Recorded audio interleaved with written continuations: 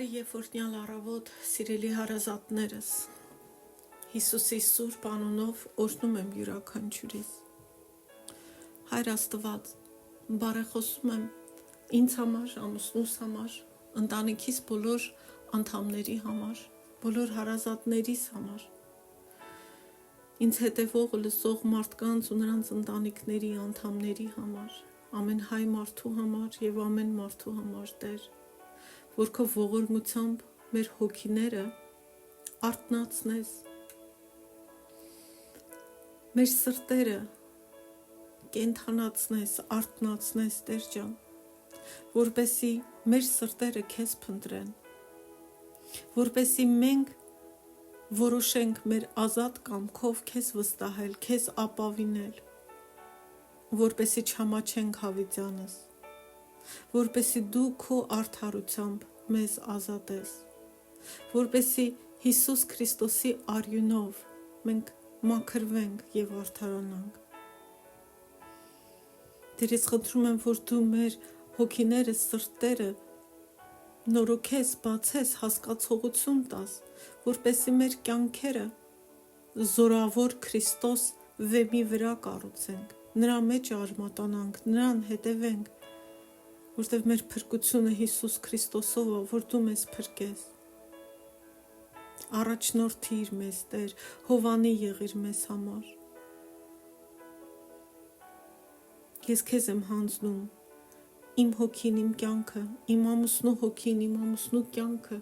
իմ ընտանիքի անդամների հոգին, սիրտը, կյանքը եւ այդպես բոլորինը, Տեր, ու խնդրում եմ քեզ, ճշմարիտ Աստված, կենդանի Աստված, ողորմած Աստված, գթասիրտ Աստված, Հայր, փրկիր մեզ, բացի մեր սրտերը, արթնացրու մեր հոգիները, քո սուրբ հոգուն լցրու մեր վրա, հեռացրու մեզանից հոգևոր կուրությունը, խլությունը, մեր կարծրացած սրտերը քանդի, Տեր, տուր մեզ հասկացողություն, որ չար ճանապարհից հետ դառնանք, որ մեր ապստամբ ճանապարհից հետ դառնանք, որ դադարենք քեզ վշտացնել ու գանք դեպի քո գիրկը, Հիսուսի անունով, ամեն։ Հիմա վերադառնանք Թոմաս Ուոթսոնի ապաշխարության վարդապետության գրքին եւ այսօր խոսելու ենք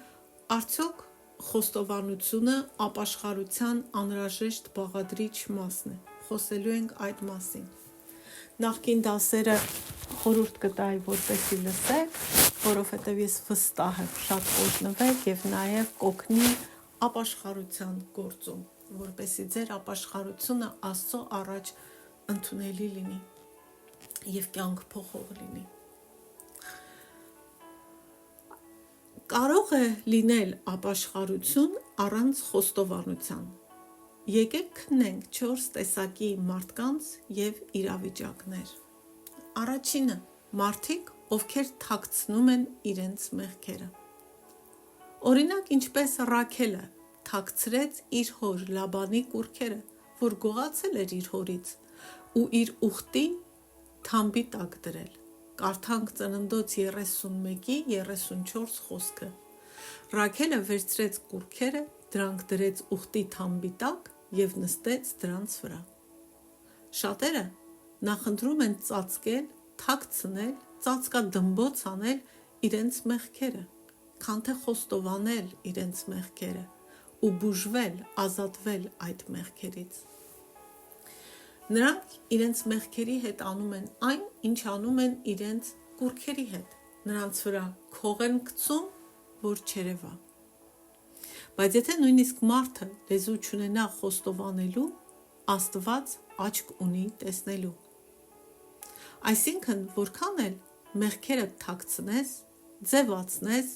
ու լեզուդ չօգտագործես խոստովանելու մեղքերդ, միևնույնն է, Աստված տեսնում է քեզ ու քո գործած, մտածած ու անգամ զգացած մեղքերը։ Աստված բացահայտում է, մերկացնում է մարդու դավաճանությունը։ Աստվածաշունչն ասում է, թաքուն որևէ բան չի մնալու։ Ու ես ասում եմ դավաճանություն, որովհետև մեղքը դավաճանություն է Աստծո դեմ։ Սաղմոս 50:21 խոսքում Աստված ասում է. այս բաներն արեցիր և ես լուռ մնացի, կարծեցիր, թե ես էլ քեզ նման եմ, բայց հանդիմանելու եմ քեզ և քո արածը դնելու եմ քո աչքի առաջ։ Ուրեմն այն մեղքերը, որոնք մարդիկ թաքցնում են իրենց սրտում, իրենց մտքում, մի օր փորագրվելու են նրանց ճակատին։ Նրանք, ովքեր Դավթի պես չեն խոստովանի իրենց մեղքը, որպեսզի ներվեն, կխոստովանեն իրենց մեղքը աքարի պես, որպեսզի քարկոծվեն ու սպանվեն։ Աստված ասել էր, որ պատերազմի դաշտից ոսկե արծաթե կուռքերը թշնամու չվերցնեն ու չբերեն տուն։ Եվ այս մարդը աքարը ապստամբել էր ու չէր լսել Աստծո արածը։ Ու վերցրել էր այդ ոսկուց արծաթից սարքած կուռքերը ու բերել էր իր տուն։ Եվ իմանալով, որ Աստված արգելել է, ինքը թաքցրել էր այդ ամենը։ Բայց Աստված, քանի որ նա ամեն բան գիտեր, եւ Աստված բացահայտեց ու տեղեկացրեց Իսրայելի ղեկավարներին։ Վերջում աքարը ստիպված խոստովանեց ու նրան այդ մեղքի համար քարկոծեցին ու սպանեցին, եւ դա Աստծո պատվիրանն էր։ Որովհետև մեղքի գինը մահն է, սիրելիս, երբ ժամանակին չենք խոստովանում ու ընտրում ենք թաքցնել։ Կարդացեք Հեսու գրքի, որը 5 կտակարանում է 7-րդ գլուխը, որը ամբողջությամբ աքարի մեղքի մասին է եւ ինչ եղավ նրա հետ։ Եվ դա սովորենք այս ամենից։ Սատանայից խորհուրդներ ընդունելը վտանգավոր է ու լավ ավարտ չի ունենա, որտեղ երբ որ սատանայի խորհուրդն ես ընդունում, դու ապստամբում ես Աստծո դեմ։ 28-րդ առակի 13-րդ խոսքը ասում է. իր հանցանքները ծածկողը հաջողություն չի ունենա, բայց խոստովանողը ու դրանք լքողը գթություն կգտնի։ Երկրորդ, մարդիկ, ովքեր խոստովանում են մեղքը, բայց խոստովանում են միայն կիսով չափ։ Նրանք կարծես միայն փոքր, թեթև մեղքերն են խոստովանում։ Օրինակ, կխոստովանեն, որ մի քանի կոպեկ իրենց ավել են տվել խանութում եւ իրենք հետ չեն վերադարձրել, բայց չեն խոստովանի, եթե մեկից պարտք են վերցրել $100 կամ $1000 ու հետ չեն վերադարձրել։ Այսինքն նրանք խոստովանում են սին եւ ունայն մտքերը, հա այս մեկին հիմար ասեցի, վայ այս մեկին մի չար խոսք ասեցի, բայց չեն խոստովանի պիղծ մտքերն ու ցանկությունները, չեն խոստովանի բռնությունը։ Կխոստովանեն ու կասեն, հա մի քիչ զայրացա, բայց չեն խոստովանի կատաղությունը։ Այսինքն թեթև թվացող մեղքերը կխոստովանեն, բայց լուրջ մեղքերը, որոնցում նրանք ամենաշատն են մեղավոր, չեն խոստովանի։ Մեկը կարող է ասել, հա մեկ բամբասում եմ, բայց չի ասի, որ ամեն օր, ամեն ժամ բամբասանքի մեջ է։ Բայց եթե մենք չխոստովանենք դրանք, ինչպես կարելի է ակնկալել, որ Աստված կների այդ ամենը։ Ճիշտ է, մենք չենք կարող իմանալ մեր մեղքերի ճշգրիտ ցուցակը, բայց այն մեղքերը, որոնց մասին մենք գիտակցում ենք, որոնց մասին մեր սրտերը մեզ մեղադրում են, մեր խիղճը մեզ հիշեցնում է, եւ այն մեղքերը, որ Սուրբ Հոգին է մեզ հիշեցնում, մենք պետք է խոստովանենք, եթե ցանկանում ենք, որ Աստված ողորմի մեզ, գթա մեզ ու ների մեզ։ Երրորդ, մարդիկ, ովքեր իրենց խոստովանություններում իրենց մեղքերը փոքրացնում են, անկարևոր ու աննշան են փորձում դարձնել, եւ ամեն ինչ անում են բանական, ռացիոնալ լոգիկայով բացատրություն տալ իրենց մեղքերի համար, այսինքն պատճառների տոպրակն են դուրս բերում։ Աստծո շնորհով լցված մարդու հոգին իր մեղքերը վատթարագույն լույսի տակ է ներկայացնում, իսկ կեղծավոր հոգին, անիրավ հոգին փորձում է իր մեղքերը լավագույն լույսի տակ ներկայացնել։ Նման մարդիկ չեն շղթում, որ իրենք մեղավոր են, բայց անում են այն, ինչ կարող են, նվազացնելու իրենց պատասխանատվությունը ու իրենց գործած մեղքերը։ Օրինակ, նրանք այսպես կարող է ասեն. այո, ես երբեմն վիրավորում եմ մարդկանց, բայց դե ես այդպիսին եմ, դա իմ բնույթն է, ու նման դեպքերը այդքան էլ շատ չեն, հաճախ չեն պատահում։ Կամ մեկ այլ մեկը կարող է ասի, հա, ես հոմոսեքսուալ եմ, ես լեսբիան եմ, բայց Աստված է ինձ այդպես ստեղծել։ Սա խոստովանություն չէ, այլ ավելի շուտ սրանք արդարացումներ են, պատճառներ ու պատասխանատվությունից հրաժարում։ Սրա օրինակը տեսնում ենք Առաջին Թագավորաց 15-րդ գլխի 24-ից 26 հատվածում։ Կարդանք. Եվ Սավուղն ասաց Սամուելին. մեղք գործեցի, որ զանց արի Տիրոջ պատվերները ու քո խոսքերը, որովհետև վախեցա ժողովրդից և լսեցի ժողովրդի խոսքը։ Եվ հիմա աղաչում եմ, ներիր իմ հանցանքը և ինձ հետ վերադարձիր, որ երկրպագեմ Տիրոջը։ Եվ Սամուելն ասաց Սավուղին. ես չեմ վերադառնա քեզ հետ, քանի որ դու մերժեցիր Տիրոջ խոսքը, Տերն էլ քեզ է մերժել, որ Իսրայելի վրա թագավոր չլինես։ Այստեղ տեսնում ենք, որ Սավուղը իր մեղքը բարդում է ժողովրդի վրա,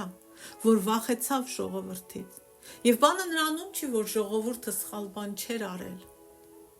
բայց ինքը չի ընդունում, որ ինքը տրվեց ժողովրդի ճնշմանը։ Ու տեսնում ենք, որ նրա խոստովանությունը ու ներողություն խնդրելը չընդունվեց մարգարեի կողմից։ Դա ոչ խոստովանություն էր, ոչ էլ ներողություն խնդրել։ Հիշում եք, նախկինում ասել ենք, որ եթե մենք ինքներս մեզ մեղադրենք ու դատենք, Աստված կարիք չի ունենա մեզ դատելու։ Այստեղ Սավուղը փոխանակ ինքն իրեն մեղադրի, նա ժողովրդին է մեղադրում։ Ու այս անպատասխանատու մտածելակերպն ու վարվելակերպը մեր դեն Կայի, մեր արյան միջոցով Ադամից եկել ու անցել է ամեն մեկիս մեջ, որտև Ադամն էլ այդպես վարվեց։ Ադամը խոստովանեց, որ կերել էր արգելված պտուղը, բայց իր մեղքը ընդունելու և իր մեղքի համար սգալու փոխարեն, ինքն իրեն մեղադրելու փոխարեն, Ադամը իր մեղքը Աստծո վրա գցեց։ Կարդանք Ծննդոց 3-րդ գլուխ 12 խոսքը։ Ադամն ասաց Աստծուն. կինը, որ ինձ տվեցիր, այդ կինը տվեց ինձ այդ ծառի պտղից և ես կերա։ Այսինքն ինչ է ասում Ադամը։ Ադամն ասում է. Տեր Աստված, ոչ թե ես եմ մեղավոր, այլ դու, որովհետև դու այդ գայթակղության մեջ ընկնող կնոջը ինձ տվեցիր։ Եթե դու նրան տված չլինեիր, նա էլ այդ խնձորը ինձ տված չլներ, ես այդ մեղքը չէի գործի ու քո առաջ անիրավ ու օրինազանց չէի լինի։ Այսինքն Ադամը նախ մեղադրեց Աստծուն իր մեղքի համար, կնոջը իր մեղքի համար, բայց պատասխանատվություն չվերցրեց իր արարքի համար։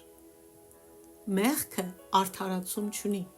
Մենք չենք կարող պատճառաբանություններով արդարանալ, կամ էլ մեր մեղքը մեկ ուրիշի վրա փոխանցել։ Միակ ձևն է մեղքից ազատվելու, այն խոստովանելն է, մեղքը ապաշխարելն է և Հիսուսով մաքրվելն է։ Ցավոք սրտի, շատերը պատրաստ են մենք ամեն կերպ մեղմել իրենց մեղքերը, կարծես թե դա մեղք չի, մի աննկատ ու անկարևոր բան ներկայացնել և դրանով իսկ իրենց խոստովանությունն ու ապաշխարությունը դարձնել անընդունելի։ Չորրորդ, մարդիկ, ովքեր այնքան հեռու են մեղքը խոստովանելուց, որ համարձակորեն վիճում են իրենց մեղքի օգտին, որ արդարացնեն իրենց մեղքը։ Իրենց մեղքը ողբալու փոխարեն նրանք վիճաբանում են ու պաշտպանում են իրենց գործած մեղքը։ Եթե ասենք նրանց մեղքը կատաղությունն է, նրանք դա կարդարացնեն։ Նրանք կասեն, ես լավ պատճառներ ունեմ զայրանալու համար։ Հովնան մարգարեն սա ասաց Աստծուն, երբ զայրացել էր, թե ինչու Աստված ցանկանում էր փրկել Նինվեի մեղավոր ժողովրդին։ Կարդացեք Հովնանի գիրքը, շատ հետաքրքիր է։ Իմ YouTube-ում այդ ամբողջ գրքի մեկնաբանությունը կա, լսեք, շատ բան կսովորեք։ Եթե այդ մարդկանց մեղքը ագահությունն է, ապա նրանք դա էլ կարդարացնեն։ Կարող է ասեն, ես ոչ թե ագահ եմ, այլ իմաստուն մարդ եմ, ուզում եմ շատ ունենալ, որ վաղը կարիքի մեջ ընկնեմ, պակասություն չունենամ։ Կամ կարող են ասել, ինչի ես մեկին կարելի է ագահ լինել, ինձ չի կարելի։ Երբ մարդիկ մեղք են գործում, նրանք սատանայի ծառաներն են։ Երբ մարդիկ արդարացնում են իրենց մեղքը, նրանք դառնում են սատանայի փաստաբանը, եւ սատանան անպատճառ կվճարի նրանց իրենց աշխատանքի համար, բայց դա իհարկե լավ վարձք չի լինի։ Սատանան միայն կործանում է, սպանում է, գողանում է, քանդում է։ Ոչ մի բարիք սատանային ծառայելուց չի լինելու։ Մենք իսկապես կարիք ունենք եւ պետք է ապաշխարենք մեր մեղքերի անկեղծ խոստովանությամբ։ Հիսուս Քրիստոսին երբ որ խաչեցին, նրա աջ եւ ձախ կողմերում երկու գողեր էին խաչվել։ Եւ խաչի վրայի գողը խոստովանեց իր մեղքը, նրանցից մեկը։ Կարդանք Ղուկաս ավետարանի 23-րդ գլխի 41-ից 43 խոսքերը։ Մեզ համար արդարացի է, քանզի արժանի հատուցում ենք ստանում մեր կատարած գործերի համար։ Իսկ սա, ի նկատի ունենալով Հիսուսին, ոչ մի վատ բան չի արել։ Տեսեք, նա խաչի վրա խոստովանում է, ասում է, այն փաստը, որ մենք խաչվել ենք, դա արդարացի է, որտև դա արդար պատիժն ու հատուցումն է մեր կատարած գործերի։ Եվ հետո էլ արդարացնում է Աստծուն։ Սա ոչ մի վատ բան չի արել։ Եվ Քրիստոսը ասաց նրան. ճշմարիտ եմ ասում քեզ, դու այսօր ինձ հետ դրախտում կլինես։ Գուցե հենց այս իրադարձության հիմքի վրա Օգոստինոսը ասել է, որ մեղքի խոստովանությունը փակեց դժոխքի բերանը եւ բացեց դրախտի դուռը։ Հիմա, որպեսզի մենք կարողանանք մեղքի ազատ եւ անկեղծ խոստովանություն անել, եկեք մտածենք ու հաշվի առնենք մի քանի բաների մասին։ Առաջինը այն մասին, որ սուրբ խոստովանությունը փառք է բերում Աստծուն։ Կարդանք Հեսու գրքի 7-րդ գլխի 19 խոսքը։ Հեսուն Աքարին ասաց. Որդյակ իմ, հիմա փառք տուր Իսրայելի Տեր Աստծուն, խոստովանիր նրան եւ հայտնիր ինձ քո արածը, մի ծածկիր ինձանից։ Այսինքն, երբ որ խոստովանում ենք մեր մեղքերը, Աստված փառավորվում է։ Խոնար խոստովանությունը բարձրացնում է Աստծուն, մեծարում է Աստծուն, որտեղ մեր մեղքը Աստծուց իր փառքն է խլել, ու երբ որ մենք խոստովանում ենք, այդ գողացված փառքը վերականգնվում է Աստծուն։ Երբ մենք ինքներս մեզ Աստծո առաջ մեղադրում ենք, ու Աստված ներում է մեզ, ու չի դատապարտում, դա էլ է փառք բերում Աստծուն իր ողորմածության ու գթության համար։ Երբ մենք խոստովանում ենք մեղքը, Աստծո համբերությունն է մեծարվում, որովհետև նա խնայում է մեզ կործանումից, եւ Աստծո անվճար ձրի շնորհը մեծարվում է, փառավորվում է, գովերգվում է մեր պես մեղավորներին փրկելու համար։ Երկրորդ,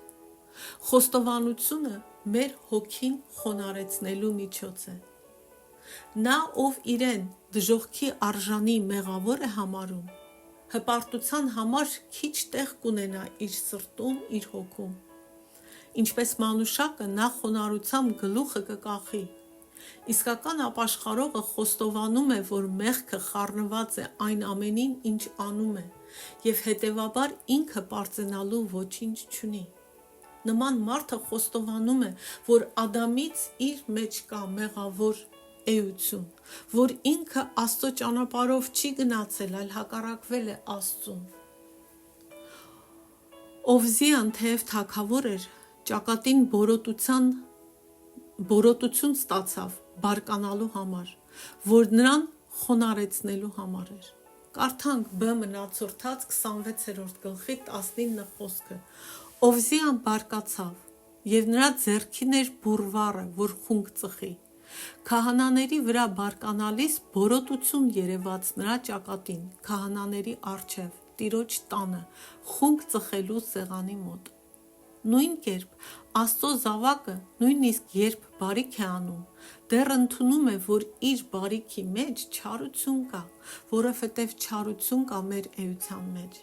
Մենք կարող է բարեգործություն անենք, բայց մեր հոգում մի անկյունում այն թրթուրի պես ման գա փառասիրությունը։ Մենք կարող է ինչ-որ մեկի համար աղոթ քանենք ու մեր մեջ այս միտքը պտտվի, տես ինչքան լավ մարդ եմ ես, որ սրա նմանի համար աղոթում եմ։ Այսպես վարվելով, այսպես մտածելով, այսպես ընդունելով ու խոստովանելով մեր մեղավոր էությունն ու մեր մեղքերը, խոստովանության միջոցով Աստված փոշիացնում է մեր հպարտությունը, մեր գոռոզությունը, մեր էգոն, մեր եսասիրությունը, մեր փառասիրությունը։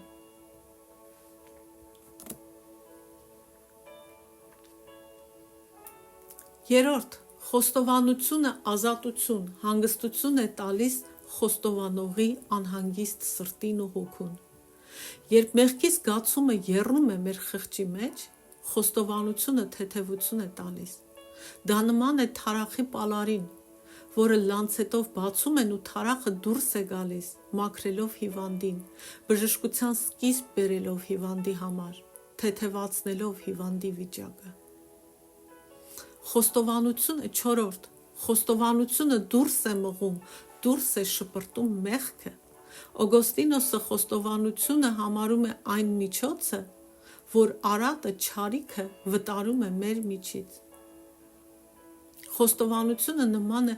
աղբի դարպասին, որով դուրս էր բերվում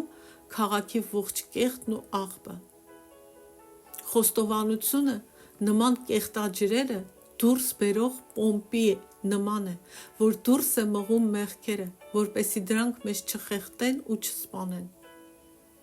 Խոստովանությունը այն սպունգն է, որը մաքրում է կեղտոտ բծերը մեր հոգուց։ Այսքանը այսօր, վաղը կշարունակենք նորից խոսել խոստովանության մասին եւ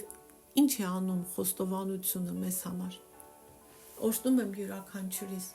թող Հիսուսի Սուրբ Արյան պաշտպանությունը յուրաքանչյուրիս վրա լինի։ Մեր ընթացքը Աստված իր ճանապարհների մեջ ուղեկցի։ Հիսուսի անունով։ Ամեն։